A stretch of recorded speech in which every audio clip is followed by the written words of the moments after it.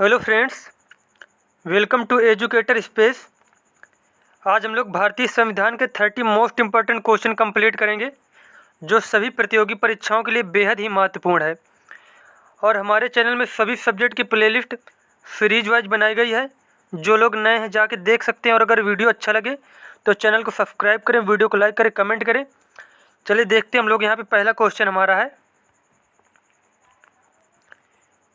लोकतांत्रिक संस्थाओं के विकास के लिए कौन सा कारक आवश्यक है। लोकतांत्रिक संस्थाओं के विकास के लिए कौन सा कारक आवश्यक है।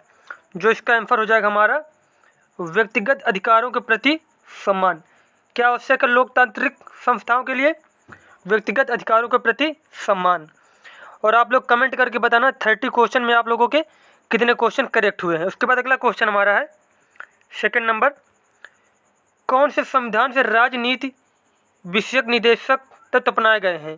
राज्य के नीति निदेशक तत्व कहाँ से अपनाए गए हैं? वो अपनाए गए हैं आयरिश संविधान से। उसके बाद आयरिश संविधान या फिर आयरलैंड के संविधान से। आयरलैंड के, कहीं कहीं पे आयरिश लिखा मिल जाए या फिर आयरलैंड मिले तो कन्फ्यूज नहीं होना है आप लोगों को। ठीक है, नीति निदेशक तत्व कहाँ से लिए गए हैं? आयरलैंड या फिर आयरिश संविधान से। उसके बाद अगला क्वेश्चन हमारा है 3 नंबर, निम्न में किस देश से भारतीय संविधान ने लिखित संविधान के रूप को प्राप्त किया है। जो लिखित संविधान की अवधारणा अपनाई गई है वो अपनाई गई है अमेरिका से। तो इसमें करेक्ट आंसर हो जाएगा यहाँ पे यूएस।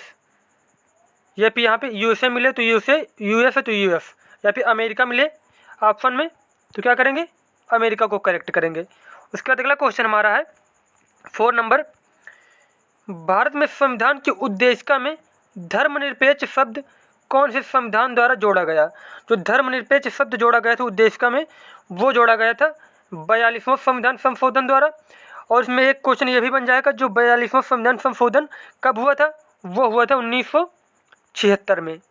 उसके बाद नेक्स्ट क्वेश्चन हमारा है 5 नंबर, प्रस्तावना की कौन सी विशेषता में कहा गया है कि किसी भी सह नागरिक के साथ गौण व्यवहार नहीं कहना चाहिए।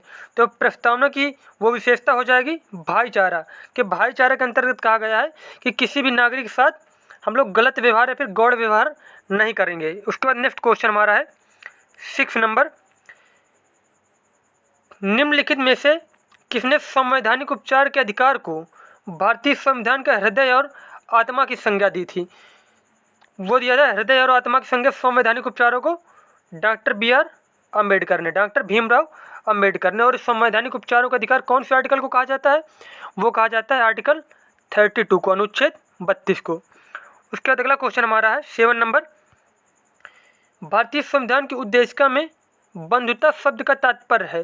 बंधुता से क्या मतलब है? बंधुता का मतलब है भाईचारे से। उसके बाद नेक्स्ट क्वेश्चन हमारा है 8 नंबर, भारत के संविधान के ऊपर सबसे अधिक प्रभाव निम्नलिखित में से किसका माना जाता है। जो भारत के ऊपर सबसे ज़्यादा संविधान पढ़ा था वो पढ़ा था भारत शासन अधिनियम 1935 का। उसके बाद अगला क्वेश्चन हमारा है 9 नंबर, निम्नलिखित में से कौन से एक भारतीय संविधान की एक मुख्य विशेषता नहीं है। इनमें से जो मुख्य विशेषता नहीं वो है अल्पतंत्र। अल्पतंत्र का मतलब होता है कुछ लोगों के द्वारा जनता के ऊपर शासन किया जाना।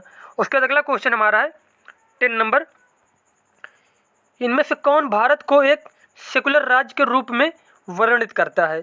उसका करेक्ट आंसर हो जाएगा हमारा 10 नंबर का संघ सूची।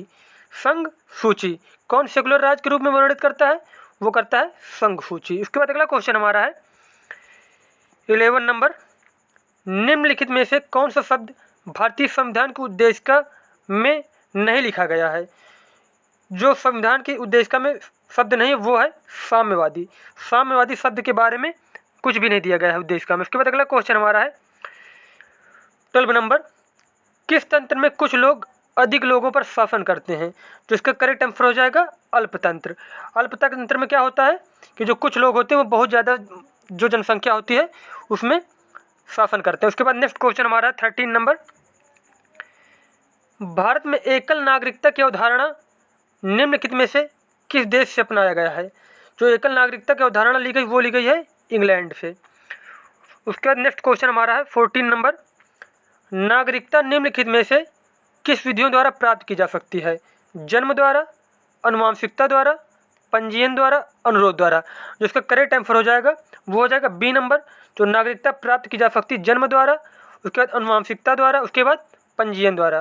उसके बाद अगला क्वेश्चन हमारा है 15 नंबर, भारतीय संविधान की प्रस्तावना में उल्लिखित न्याय को किस रूप में स्वीकार किया गया है। जो न्याय को स्वीकार किया गया है, राजनीतिक न्याय, आर्थिक न्याय, सामाजिक न्याय, सभी प्रकार के न्याय के बारे में बताया गया है। जिसका करेक्ट आंसर हो जाएगा वो हो जाएगा सभी विकल्प सही है। 15 का डी, क्योंकि सभी प्रकार के न्याय के बारे में बताया गया है। उसके बाद अगला क्वेश्चन है, नागरिकता प्राप्त करने के लिए शर्तें निर्धारित करने वाला सक्षम निकाय कौन सा है। वो हो जाएगा आंसर हमारा इसका संसद। कौन सा निकाय नागरिकता से संबंधित सब कार्य करता है? संसद। जैसे किसी की नागरिकता खत्म करनी है, किसी को नागरिकता देनी है तो कौन करेगा? संसद के द्वारा किया जाता है। उसके बाद अगला क्वेश्चन हमारा 17 नंबर, कोई व्यक्ति भारतीय नागरिक नहीं होगा यदि वह स्वेच्छा से दूसरे देश की नागरिकता ग्रहण कर चुका हो। अगर कोई दूसरे देश की नागरिकता ग्रहण कर लेगा तो जो भारत की नागरिकता होती है वो अपने आप उसकी खत्म हो जाती है। उसके बाद अगला क्वेश्चन हमारा है 3 नंबर, भारतीय संविधान के निम्नलिखित में से किस अनुच्छेद द्वारा अस्पृश्यता समाप्त की गई थी। अस्पृश्यता मतलब होता है छुआछूत, मतलब किसी के साथ हम लोग छुआछूत का जो भेदभाव है वो नहीं कर सकते। कौन से आर्टिकल में बताया गया है? ये बताया गया है अनुच्छेद 17 में। उसका नेक्स्ट क्वेश्चन हमारा है 19 नंबर, दोहरी नागरिकता निम्न में से किसकी विशेषता है। जो दोहरी नागरिकता विशेषता होती है वो होती है संघीय सरकार की। उसके बाद अगला क्वेश्चन हमारा है 20 नंबर, मौलिक अधिकारों को लागू करने के लिए निम्नोक्त में से किसी न्यायालय द्वारा क्या जारी किया जा सकता है।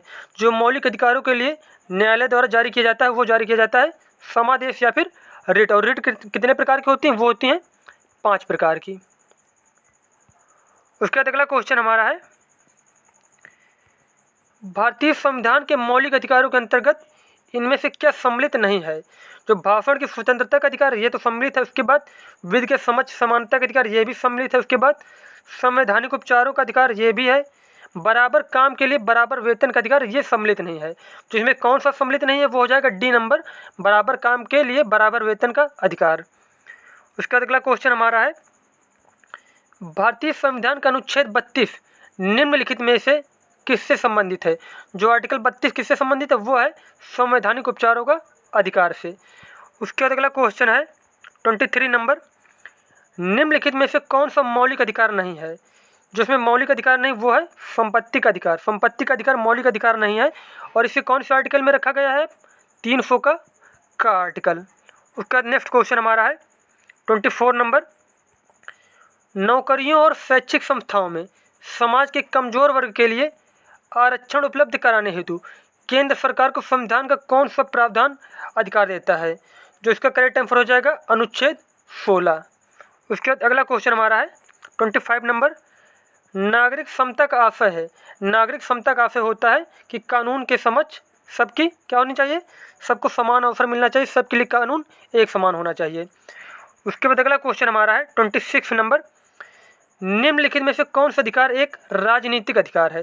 जो इसमें से राजनीतिक अधिकार है वो है चुनाव लड़ने का अधिकार। उसके बाद अगला क्वेश्चन हमारा 27 नंबर, निम्नलिखित में से वह कसौटी कौन सी है जिस पर संविधान के अनुच्छेद 15 में राज्य द्वारा भेदभाव वर्जित नहीं है।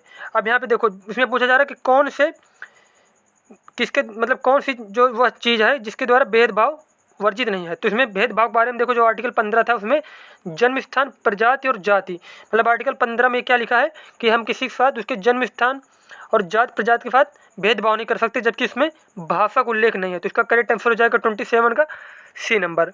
उसके बाद अगला क्वेश्चन हमारा 28 नंबर, भारतीय संविधान का अनुच्छेद 19 प्रदान करता है।